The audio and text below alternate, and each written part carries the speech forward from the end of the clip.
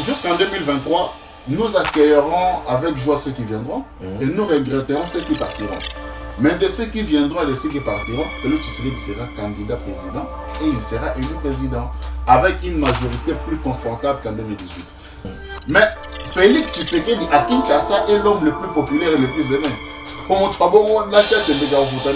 Parce que Kinshasa est un miroir à Congo.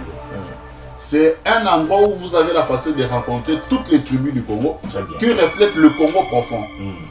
L'équilibre et la représentativité on a Kinshasa et les autres province c'est la même chose. Didier Boudi moment na malamu yo gouvernement. C'est une vérité. AVC et pour accompagner chef de l'État en 2023, chef de l'État pour gagner, AVC et pour contribuer à la majorité confortable. Les autorités. Nazo senga na bandeko ya ensemble bo moni likopana ndoke esika ememi bino bandeko ba mesala likambo ya tata moko oyo sur le ballon amen na yino saka so pas comme ça le président Félix a gasté mbongo ebele na ba so de mutombo paso de mouton na sekima mo siver RDC est comme fréquenté la communauté internationale netilelo lelo facha zimboka oyo azo sa musala musala remettre tout en ordre attaque no boyingai ngande mutu na kopono ba boya sima mais bolimo ya Congo et les galiboso ya bolimo na biso personnel mutu ça sera ba compétence na ye pour que vous. Merci beaucoup amis téléspectateurs habitués à Masolo et à Congo. Bienvenue une fois de plus dans la semaine Yassika Autobandé Libino amis téléspectateurs. Nous avons le réel plaisir d'être devant vous pour brosser quelques questions d'actualité, entre autres, Beta Masolo et à marche, parce que le week-end est aussi collé.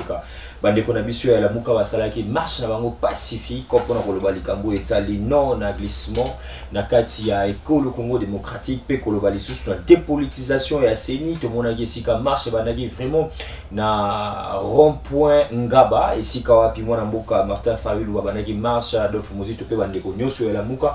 Pe bashita qui na première rue à l'humanité industrielle et si kani to sur la évaluation nango to betama solo ya seni bo ebité assemblée nationale a uti ko entériné likambo e zwa kibiso timing ya mwana mboka denika dima to zo kozela promulgation to pe mokoloto ya yemei mokonzi mboko ba te pele baza ko senga arbitrage ya chef de l'état et sengeli salema parce que Toko ina même cas ya dossier Rosa Malonda. Toko sukisa bongo na likambo etali ramba. Mame belé batuninga mituna wana na ngambo ya Kisenso na Lemba mingi na muamba parce que weekend na tambola kina muamba ndeko mbui balobi nini précisément na lisolo ya. Tolana sengo mingi ya koyembela bino mwana mboka Samuel Kabongo o ezali bongo membre na kati AVC ezali parti cher ya son excellence Didier Boudimbo. Mbote na lo mwana mboka. Mbote ndeko Moïse. Attends mais nzambe abatela na pese mbote na pese bande wala ne mbote esengo za na mboka na ngapo okanisinga lelo très bien donc sona ya wawa eza esengo ya kokomisa nzambe pour benga ngamo c'est bon bien que Moussala et Zalaki peut permettre aux alanayo agenda peut bon tu comprendras parce que bino ba politique biso ba pandi sango vous allez au forum moulin tu travailles kaka na accompagnement boni sango ya son excellence Didier Boudimbo et puis AVC Moulumba Azamalamu boyebi babena ke mwana malamu gouvernement l'homme de la gratuité mwana malamu gouvernement mutu asali na gratuité mais il y a bimi mokangamité parce qu'on a bien mwana mabe les lois en hydrocarbures aux a ba kokanga ba société ya la gratuité banana on te ko tumbola ba congolais nan non ngala tumboli mutu te na binde ke mwana malamu gouvernement selon des kokabongo bon dossier à gratuité enseignement zelani jefta aussi sa rapport ya tango ya zaki vice ministre ozapio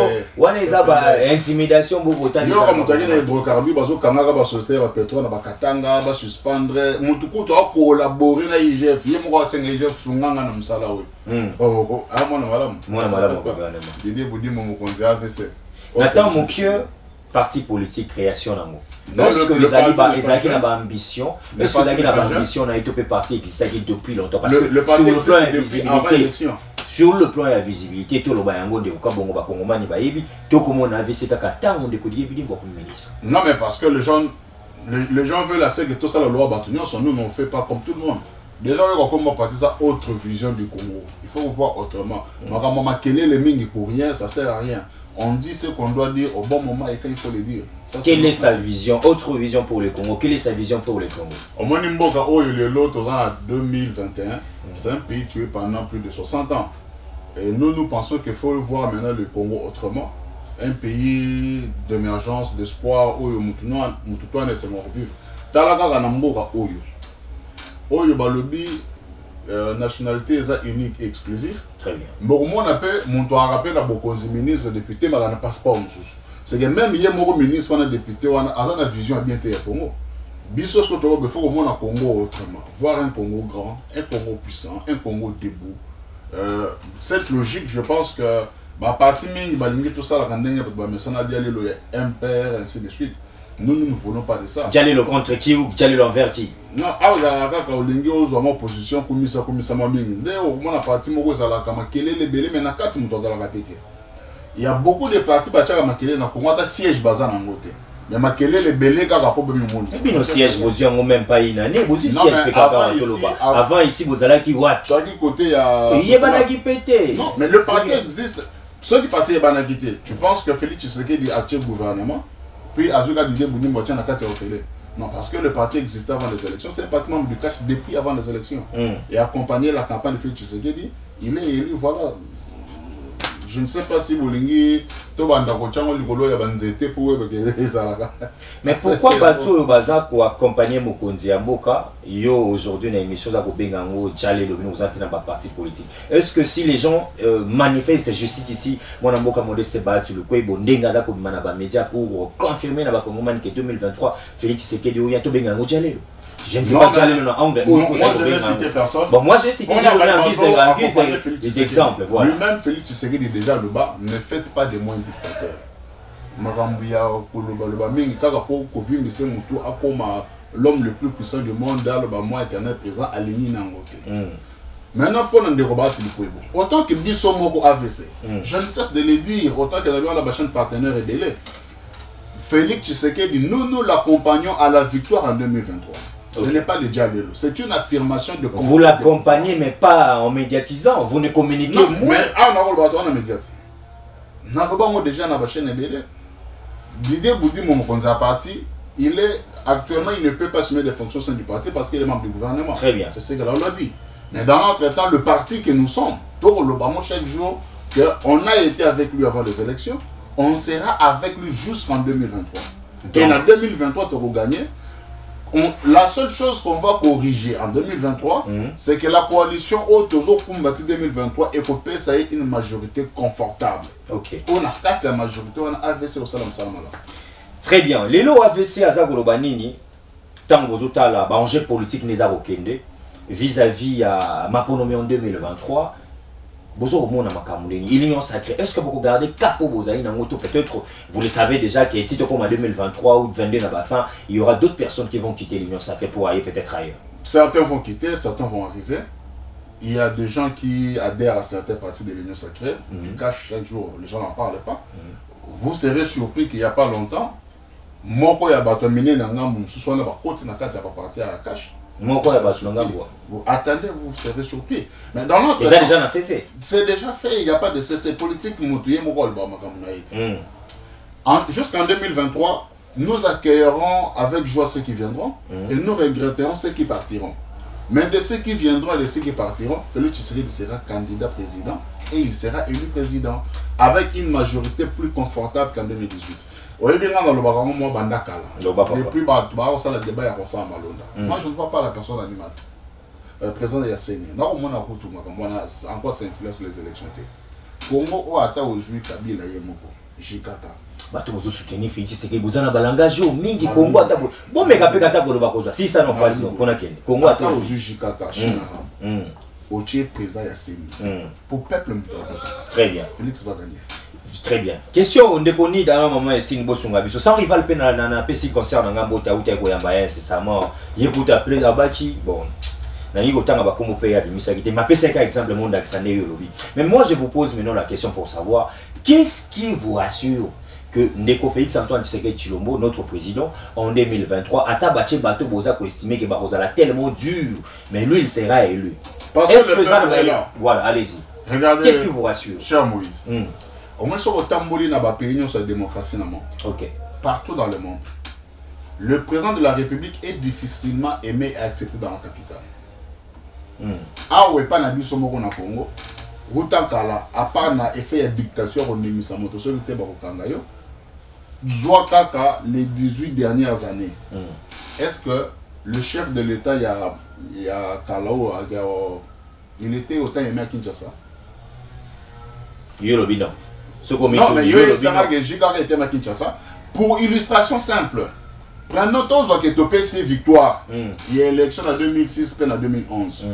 Est-ce qu'il avait eu assez de voix à Kinshasa? Non. Ça, c'est une statistique ordinaire, non? Na Kinshasa, Jean-Pierre Bemba gagne en 2006.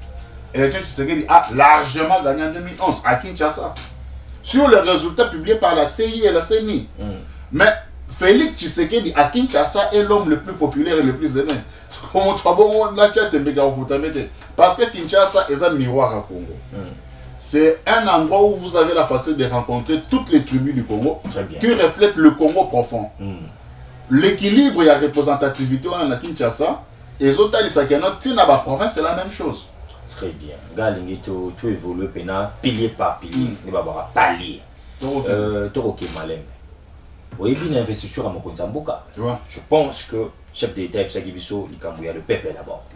Le peuple d'abord, on a un facteur rebelle. Maintenant, on a le mingi, tant que le peuple d'abord, on a un facteur yalibou. Est-ce que consciemment, oui, qu'il y a un facteur yalibou, peuple congolais par où ça, monsieur le président de la République, mandat ils sont en 2023 pour balayer qui toko n'a qu'un connaît un mandat naï. Na oye bisolo moko. Omoni masango ezota na kanya makasi. Na kanya makasi. Omoni quantité. Pour a to déjà zo ko makasai. OK? Ezo ko déjà kasai. Ozo ndimate. Mitune ça. Ozo kasai ka aussi mina retourne ba question.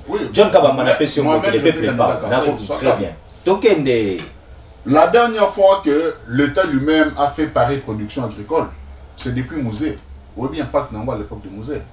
Si on a mandat passé, et le remords à avoir bien 200 millions, tout ça vraiment, il fait son option de dossier, on a peut-être 200 millions. Ça dit, ça là, pas agro-industrie à Bukangalonzo, tu es pas suite, ok. Mais à Wakaka, en moins d'une année, Bukangalonzo sort déjà des tonnes de maïs. Et Kanyamaka, c'est sort déjà des tonnes de maïs. Mais les Congolais disent qu'ils peuvent se sentir non, mais on a tué le pays pendant plus de 60 ans. On a tué, qui ont tué? Mais ceux qui ont géré, ils ont tué pendant plus de 60 ans. Vous... Maintenant, dans l'entretemps, vous voulez que Félix Tshisekedi le ressuscite, il est en train de le ressusciter, mais tout ça dans 2 ans. Soyez patient. Ok. Soyez patient. Ah, on va m'arranger billet. Au bêtis seulement quoi autant au fond là autant me ram non oui bien son avoir son nom oui ils ont section ba hôtel la ça bon kanda non mais je soko ba ils ont défendre ram pour comment je veux défendre ram ba tout pour boyer sur les garanzela na binde il faut pas kanga mo ba tout ebele na Congo ram moi les en $7 l'année ministre économie azolo ba chaque jour OK que carton il y a soso ça n'était comme à $10 en comparaison de prix au lieu d'achat et d'importation. Ok. Mais l'entreprise privée, où ils ont des capitaux à Bapaya, le carton ce soir à $30. Aux hommes, la différence entre 10 et $30, il y a $20, c'est 300% de plus. Ok? $20, on a celui aux carton de Moïse. Au lieu de autant que la quantité de carton. Il y a un petit côté. Bon, la santé malamu, mande faisait bien, ils ont ma foot assez au lieu. Dans ce temps, moi, la quantité de soso lié à la mobimba. Ce que ça dit 3 cartons, c'est que balio $60 il y a offert. Balienga. Balieyo. Ok. Et pas nani, et pas bapaya moko boy, ba na ba société important. Mais montant au c'est là où les politiques congolais de mauvaise foi. De mauvaise foi. De mauvaise foi. C'est ça que tu serais condamné. Le Ramskoyo est un bon maison côté na caisse à l'État. Oh, il y a des choses na bampio, ils ont côté na ma benga ba paya moko boye, bazo terroriser pe bato. Siko bazo ça la paix guerre na ministre de l'économie, il y a le big l'État, bango ba boye. Or, na esika ya boye, esengeli nde ba parquet ba fongola ba instruction judiciaire, esengeli parlement interpellé ba service des douanes, qui va expliquer biso comment ba paya bazo ba keno biso photo te on a pris wana parce que ba futa biso mbongo ebelo na ba futa kango wapi. C'est-à-dire là ba tumo bo soki carton so peut être à $10, na $20 wana et on a battu belé beaucoup d'intervenants qui bouffent derrière le dos du peuple congolais. Ça c'est grave. Mais oui, bien la procédure en Marambabilo au Kitanalina sur le bétel va surgeler au dépôt peuple assis à l'Embana. Ministre va arrêter, n'a pas qu'il y a formation salamaki, va inspecteur va hôpital na terrain. Oh, jusqu'à la preuve du contraire, Congolais au côté va kangata mutumo ko quoi au-delà. L'instruction judiciaire est secrète. Les gens bani batanga va comment va bakani. Mais bazo kanga mais bazo kanga bakanga va chaque jour. Na Marambotel va surgeler. Bazo kanga yo za la passer au Bokita. Moi je veux vous dire une chose. Pendant 18 ans de règne de Yoka Bakanga ministre. D'abord, quand on a membre le chef de l'État et le Premier ministre.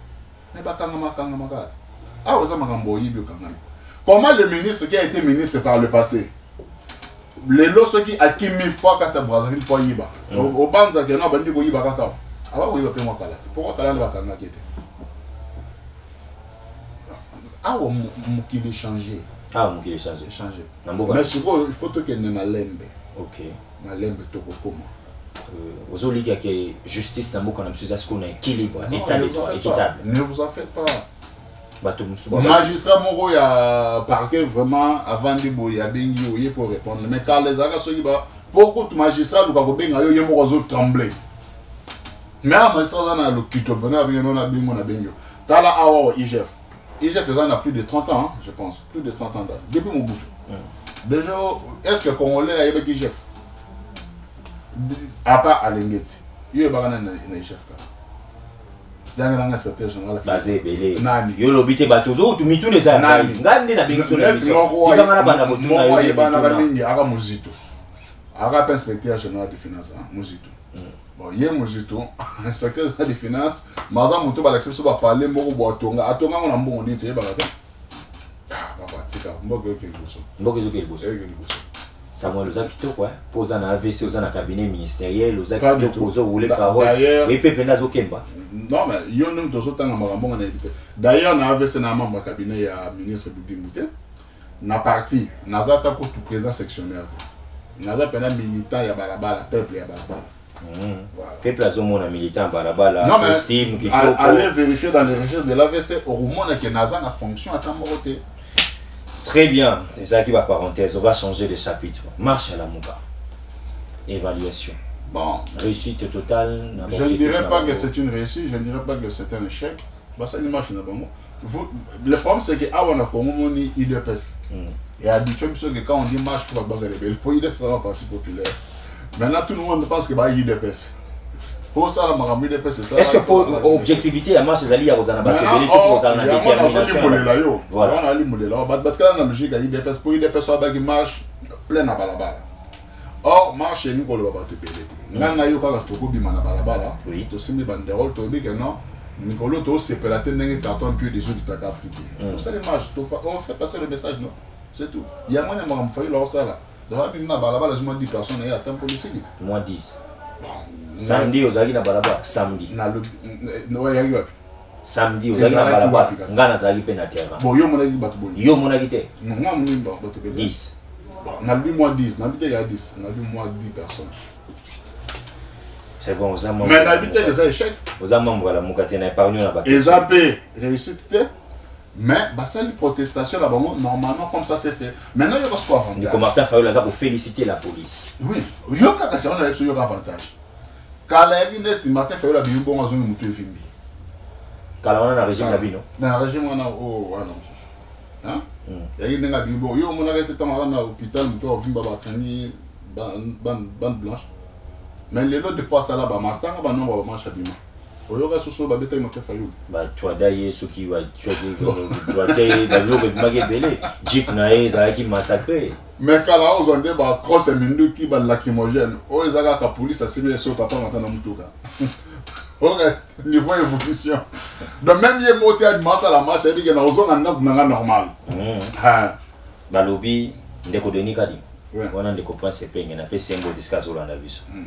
Ma Congomani ba retenir qui attend en doto, bien que ba entériner dans sa matin en doto à diriger sénité. Votre réaction? Bon, nous avons commenté ma camouya. Chacun est libre de ce qu'il dit. On n'a pas besoin de Denis Kadima pour gagner les élections. Vous avez besoin de quoi? Denis Kadima est là pour faire un travail républicain. Okay. il a été désigné par une confession religieuse qu'on appelle Église Kimbangiste. Ok. Il a été entériné par 5 sur 7 membres de la composante. Et l'ensemble. Il y a la confession religieuse. Voilà. Okay? Les 6 confessions religieuses. 6 confessions religieuses l'ont entériné. Et puis, lui, il n'a que besoin de faire le travail pour l'État au sein de la CENI. Étant président, il n'a pas le monopole de décision parce qu'il y a toute une structure de plusieurs membres. Et on n'a pas besoin qu'eux soient là pour que Félix Tshisekedi gagne. Félix Tshisekedi est élu par le peuple. Il a gagné en 2018, il n'y avait pas de Kadima. Il y avait Corneille Nangaa. Corneille Nangaa, Félix Ntachakaïta, il avait gagné. Comment vous pensez qu'il a gagné dans ces conditions-là et qu'en 2023, maintenant qu'il est visiblement le président le plus aimé que le Congo existe, et vous pensez le président le plus aimé depuis que le Congo existe. Depuis que le Congo. La statistique, on a eu mon copie. Non, parce qu'il est valablement élu. Par exemple, sous au monde en 2006, élection saline. Voter chef de l'État. Vous voyez les conséquences. Conséquence, c'est ça que mes autres la gouvernance ont archivé. Pour tension, il faut voter président. On dit que Bandeko va en 2011. On dit que Bandeko va en 2018. On dit que Bandeko va en 2018. Non, est-ce qu'on a dit que Kabila triché? Il n'a pas de conséquences. En 2011, chef de l'État a prêté serment pour un circuit fermé dans la cité de Loya. Ok? En 2018, janvier 2019, chef de l'État a prêté serment pour la première fois. Batubaza type même podium. Est-ce que tout ça vraiment? Le président le plus aimé. Tout ça, Félix Tshisekedi, notre président, le président le plus aimé. Dossier Mosé aussi était très aimé. Oui, tu es le plus aimé. Oui, mais il y a ça le plus aimé. Tout a toujours une dose. Donc ça la statistique. Là, on a une série des émissions. Donc tu as vraiment un district qui type boyer toujours sa population. Parce que tant le plus aimé, cela veut dire la population, non? Oui. Le plus aimé de la population. On va organiser une émission. Amis le spectateur. Dans le but qu'il a le monopole de l'amour des Congolais. Non, le plus aimé. Oui, mais hier, Namini Toyo, il est le politique le plus aimé du Congo. Au Baxi, pas les présidents, au Baxi, les politiques les plus aimés. Actuellement, au Congo. Bah, moi, je ça. C'est ce que je t'ai dit. Bien qu'après ça, engagé d'ailleurs. Nazo Banzate qui soit engagé dans le AVC. Non, mais je ne suis pas porte-parole de l'AVC. Vous êtes membre simple. On a besoin d'engager comme membre. Mais ce qu'on a, membre de l'AVC, naïe que le politicien le plus aimé du Congo, c'est Félix Tshisekedi. Moi, membre de l'AVC, je t'ai dit. Et il faut aller leur dire que j'ai dit ça. Tu as mis émission sur le téléphone ouvert. Non, problème. Attends, ce qu'on fait, on le téléphone. Bah, tu vas bien. Bah, bien. Nous avons protégé mon bébé de Samuel. Composition à bureau à Seni. Déjà, moi, ma contestation.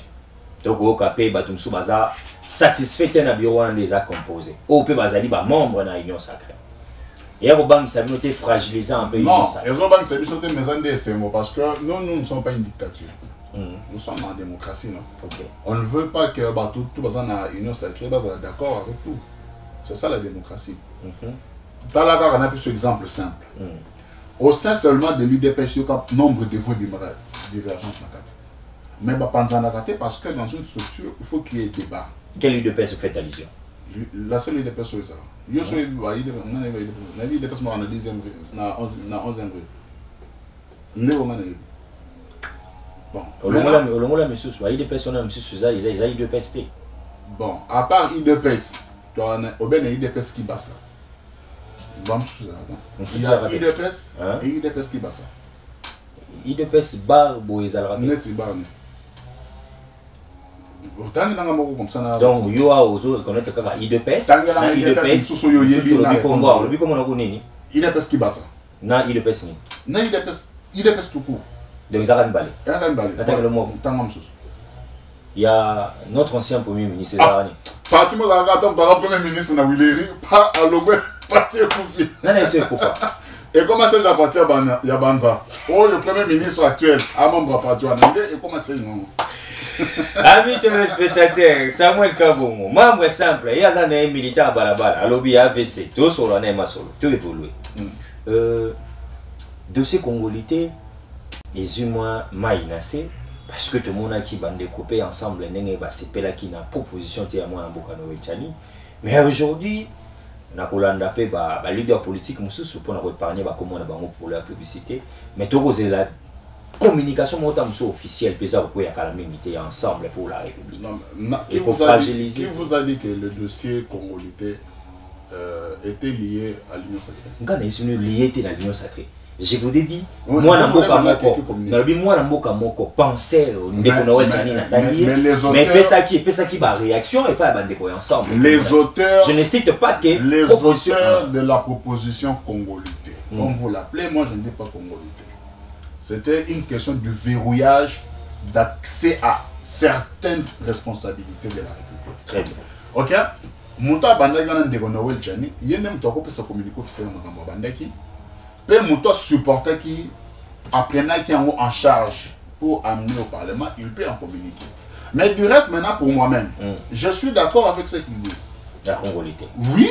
Moi j'aimerais d'ailleurs qu'on commence d'ailleurs par la révision de la Constitution pour réformuler la nature de conditions pour accéder à certaines fonctions. Voilà. Tout ça, plus de 80 millions de Congolais. Oh, bah, Congolais avec des pères et de mères. Et vous voulez que le 80 millions que nous sommes, tout hypothéquer gestion d'Abisso. Et pas Moutoumoko, oh, il y a quoi pour que na mboka na bango na mususu. Ba déclasser à Koutango. Tu veux t'avoir sur la montée, c'est en passant. Ba déclasser. Non, mais moi, vous n'avez pas la base de mais donc ça dit que la session en mars. Donc, regardez, je vais vous expliquer quelque chose de simple. Allez-y et puis fermez la parenthèse. Le Congo n'est pas un pays composé de tribus ethniques hétérogènes. Nous sommes de par nature homogènes. Allez-y. Tout y est bani biso tout n'andenge tous années. Ce que biso tout y est par nature, moi nazoaka école ya tata nae. Moi na. Net nga la muluba. Pas parce que maman n'a pas muluba, na muluba pour papa n'a pas muluba. OK. Siko type moko boye, azani par exemple tout le baka ka Brazzaville. Aye awa aboti na ndeko na biso. Congolaise. Ya Kinshasa. Moi na nazani colonie. Mais tout n'est pas tout n'a pas congolais. Ça dit photo comme na pona sko to benga muto azolo ba keno aza congolais to tuna yo yebisanga sko ikolo na yo. Po ikolo za ya mamate. Même na ba Congo où on dit matriarcat mais identité ya mwana ezalaka lien na botata. OK? Maintenant siko je reste maintenant sur ce simple exemple.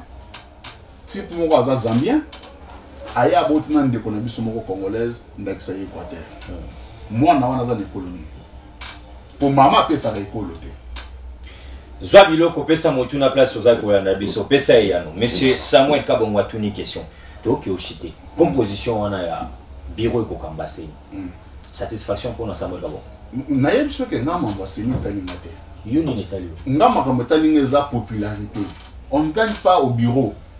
Aux amants de football, moi, bêta qui n'est équipe après ballon, il va 3 points pour boire qui a été. Aux amants Kambuya, qui est la campagne de photo sur Balina. Très bien. Mais je me rappelle bien, Neko Basile Longo, bien que Nicolas a communiqué, n'a pas essayé de ministre honoraire. Nayamba il a 2020, au 2021, dans le mois d'août. Vidéo à Nezali, il faut que sa vidéo à Mikolo, dans le chango d'émission. Ndeko Mbouikanga dati alelo. Ce qui n'a pas dossier émission où Bandili Solo a organisé l'élection, c'est difficile en 2023 que l'élection est organisée en République démocratique du Congo. Sur le plan technique, habitué à la pragmatique, à Tangelanga 5 piliers forts aux Olosaki. Après qu'à passage de l'élection, et Bandili Koso a la préparé en 2023. Mais si on a lié, on a pas propos, on a été. Tokende. Aux la pragmatisme devant les Congolais bazota la biso.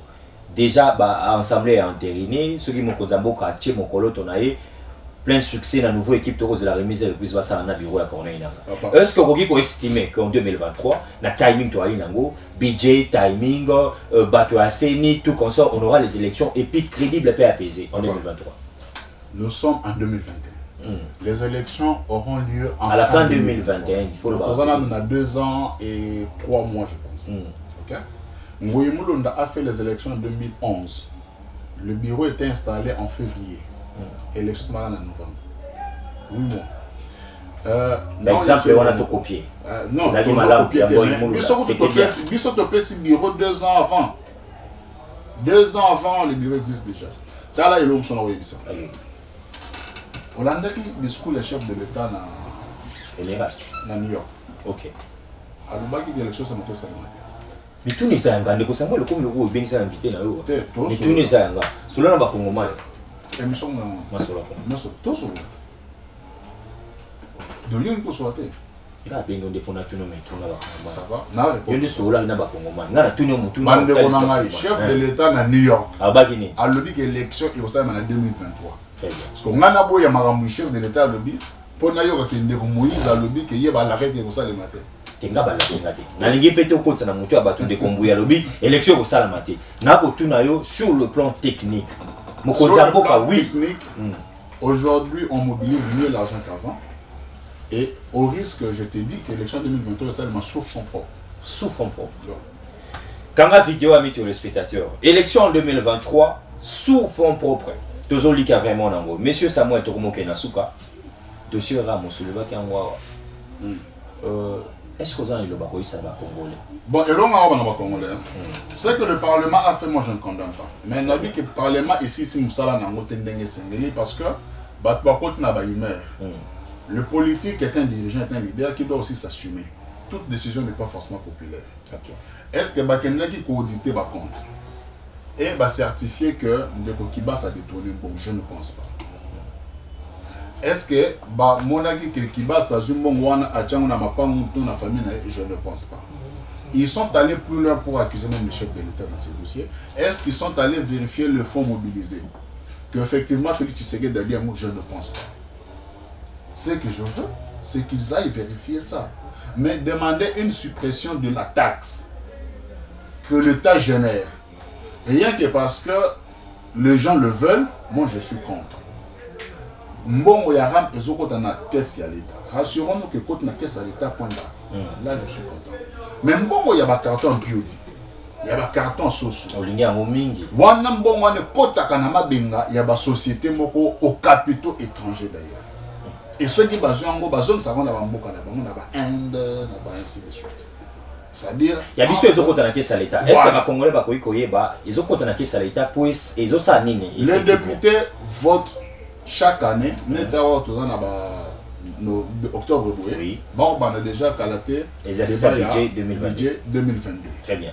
Qu'ils vérifient dans l'exercice du budget 2022 et qu'ils rentrent dans ce qu'ils ont fait en 2019 pour 2020. Pour 2021, est-ce qu'ils avaient fait passer la taxe RAM dans les prévisions budgétaires? Ils attaquent ça? Oui. On a dit que c'est une taxe, non? Pour M. Souazo, il y a une rémunération, M. Balo. Mais officiellement, que les députés vérifient et nous disent est-ce que va voter qui a mon budget 2021? Ceux qui vont voter, va voter dans le budget 2022. Parce que la taxe est légale. C'est allié au personnel. Même le Balienga. Balienga, quand on a monté ici, la personne qui a une étude de coquité. Tous les autres ont bâti ça. On a bâti ça pour Balienga. Amis téléspectateurs, c'est l'État et que Moutazo a monté. Non, on a bâti ça pour Balienga. Oui, mais l'homme, ce qu'on a lobby. Pour Anité, c'est que les Bissaï. Non, mais ça y est. On nous envoie toujours le. Je ne suis pas responsable du ministère des Pétentiques, encore moins membre de la TPC. Ils ont eu une stratégie à eux. Moi, je ne suis pas là pour corriger la stratégie. Ils ne m'ont pas consulté pour ça. Je ne dis pas qu'elle était bonne ou mauvaise, mais du moins, elle est bâtie dans un message d'avertissement. qui est au banana. Oui. Yo batina ba barande. Non, voyez pas pourquoi. Ba kata par mois to par an. Ça kanga et aux ala 1.17 par mois, ti na 5e, ti na 6e mois de bakati muke. Mais est-ce que bakata ki bon nenga yo to za bakata nga bon. Ba congolais. Net nga na 3 numéros bakati nga bon. Ni tu as 3 numéros. Oui. Ramango eza contrôle to ka ki misusu ya téléphone to ya ba SIM. Non, ils ont lié na téléphone. Na téléphone. Pas na SIM. Mais ils ont 3 numéros. Oui, car c'est ce que tu as SIM na téléphone. Ndé bandi ko générer. Au moment on a d'ailleurs de mémoire. Un ami à moi qui est au cabinet du ministre avait fait des émissions de conférence pour expliquer ça. Jeff Caleb Obiang. Je pense qu'il avait fait des émissions pour expliquer ça. Les émissions Egoya Sima. Non, avant balancer. Bah marche ça la il y a Neko Joël ou président la consommateur lésé. Bah marche ça la plusieurs fois bah Canada ba université pour nous expliquer. Et là va le ba wifi ça au fait. Oui. Yo sokuta non. Mais vous savez, l'une des choses qu'on doit renforcer dans ce pays, c'est la recherche. Ceux qui vont rendre Internet accessible à l'université pour les étudiants sur le campus, vous savez que vous facilitez la recherche. Très bien, mais il y a ce côté qui est un Wi-Fi. Non, mais attends, et en passant par exemple, parce qu'il y a comment il y a qu'à l'obé Zali dans la place des évolués, qu'on a pas attendre à rater. Non, il y a plein d'évolués, il y a que sur les abattus, mais il y a les Zali, il y a Iniki, na Upen, je pense que c'est déjà ça. Upen na Ista, on comment il y a puis membre réunion sacrée. Et on a tenu en passant tout balai qui aux dans la famille. Oui, mais on a pas attendre à Iniki parce que confirmer qu'il est pas confirmer. Très bien. Voilà, on va prendre ça en question en bas téléspectateurs, développement ils allaient rater pour émission ici, vous êtes prêts à répondre? Bah, tiens, on est SMS. Tant que tu as invité, tu as la plateforme sur Facebook, WhatsApp. Non, bah, quand il y a déjà. Et ça pour question au Canada, ça question aux autres la vérité, pas de développement la question. Ah, ok. Mais autre on a bien la vérité. Oui. Tout autre on a bien la vérité. Non, sur le bien. Oui. Ils ont la vérité. Oui. Qu'est-ce que le côté dans la carte, Naïb Sokefé Tshisekedi est le politique le plus aimé du Congo. C'est une vérité. Didier Boudi Mouma n'a pas l'âme du gouvernement. C'est une vérité. AVC est pour accompagner chef de l'État en 2023. Chef de l'État pour gagner. AVC est pour contribuer à la majorité confortable. C'est une vérité. Très bien. Une question. Naïboso, pour eux la vérité. FC Saza pour se préparer pour commencer la marche dans toute l'étendue de la République. La dossier est allé enterrement et à moi dans Boka Denis Kadimo. Non mais c'est bien. J'aime bien l'école que le FCC fait aujourd'hui de l'opposition. Mais on a vu des FCC parce que Bamsous Bana Union Sacrée, Bamsous Bana Namboukna. Bango, Bako ça la marche na Bango, ils seront très heureux d'apprendre que Bambima normalement, puis Bamsoma normalement. Mais pourquoi il y a Bango? J'en dis pas moi. Ok. Le loi congolais va la Bisso, le peuple d'abord. Au Koloba, il y a un processus qui depuis 60 ans, j'ai aimé parce que tu es dans 61 ans, tu es 72 ans après notre indépendance. Le lot social, il y a le ventre d'abord parce que ils sont tous à chronique à l'émission sociopolitique économique et comme la Bisso. Donc, il y a un Congolais. Et si il commis les ventres d'abord, tu es en Anzela, tu es à Korea, tu es commis en Anzela. Et en Anzela, pesa déjà, non, le banaba congolais. Une phrase simple. Quand il y a ma casse, c'est déjà aussi dans ma sangle. Il y a mis balai au lieu que bam rebina na makamboaram, qu'on politise pas ce qui est étatique. Mais tout les mélanés les camps il y a ba société ou les oliviers sont bons na ba café la source na impur. Les oya quand important. Kolia ba congolais ko. Il y a ça déjà. Quand il y a ma casse, c'est déjà éteint. Et puis quand la tout le monde bukangalo so ba liambon. Oyo masango bimate. Bukangalo peut être dans masango karate. Très bien. Une question. Pour ça, union sacrée. Congolais, pourquoi actuellement plusieurs membres de l'union sacrée veulent toujours aller dans la province là-bas? Une question simple. Réponse. Mais si vous avez ça, vous avez ça, légal. Si vous avez ça, une phrase. IGF. Donc, Maramuto, ça les bagages IGF. IGF Moussa Zosa Kitoko. Non, de quoi l'engagement n'a pas eu un peu. Il y a pas qu'un inspecteur pour la finance avant à l'engagement. Et Belé. Miami. Hein? Yemi. Ya? Il y a beaucoup à l'engagement le barrage non pas midi du tout.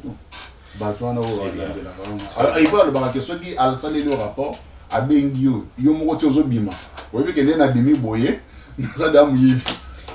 À quel rapport il y a président c'est la République, OIG face à du market. Oui, mais toi, c'est là. Bah, on peut dire que nous avons Félix Tshisekedi, chef de l'État. À Lubango, à tous à moi, na maï, ce que Libi, au Kangama. Très bien, très bien. Deux petites questions à Souka.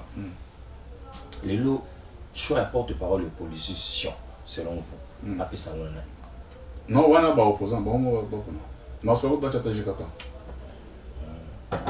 Il est le modèle, vraiment, il y a le meilleur de tous. Bah, opposant. Ok. Jikaka, les bon. Très bien. C'est pas là qu'il y a aussi ces questions à Souka, Congolais, les a vérité aux alums de vérité. Rubrique au membre, il y a une ça cause à Congolais. Tu retournes à ce qu'on mais Marambo, tout dans le gars, lui comme Congolais. Comme Congolais. Très bien. La question à Souka, aux ala Congolais. Tu es dans l'élection en 2023. Le candidat présidentiel, Bazaki est belé. Mais tout le monde, moi, est belé, on va s'y en Okoya. 2023 ou l'élection. Pour écouter ça. Le candidat est belé, Bakoui. En tout cas, il y a deux candidats, ils ont même pied d'égalité. Non, non, non. C'est pour ça. Ils ont voté, ils ont voté tout le président en 2023.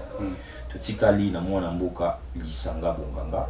Tout le cas, il y a Emmanuel Ramazani Chadari. Aux Congolais, ont voté pour tout le président en 2023.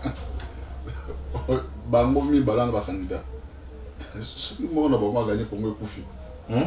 Bango mi balo tangana. Ce qui m'a gagné Congo Koufi. Vous mettez à la présidente. Ok, Marubasu ka batali. Marubasu que ça gagné bango mi balé batangi wana T. Félix Tshisekedi président en 2023. Merci, c'était la Samuel Kabonga, le spectateur invité à la mission à l'élo. Membre et AVC parti cher à son excellence Didier Boudimou. Moi na malam. Il y a gouvernement à Barayos. Félix Tshisekedi. Même le gouvernement passé. Même le gouvernement est nous comme. Oui. Tous les j'ai passé ça Moussala dans le PST. Mais je te dis ce qui concerne la Makambouana, mais Azata na gouvernement. Oui. Très bien, tout le monde avec d'autres invités. Au revoir.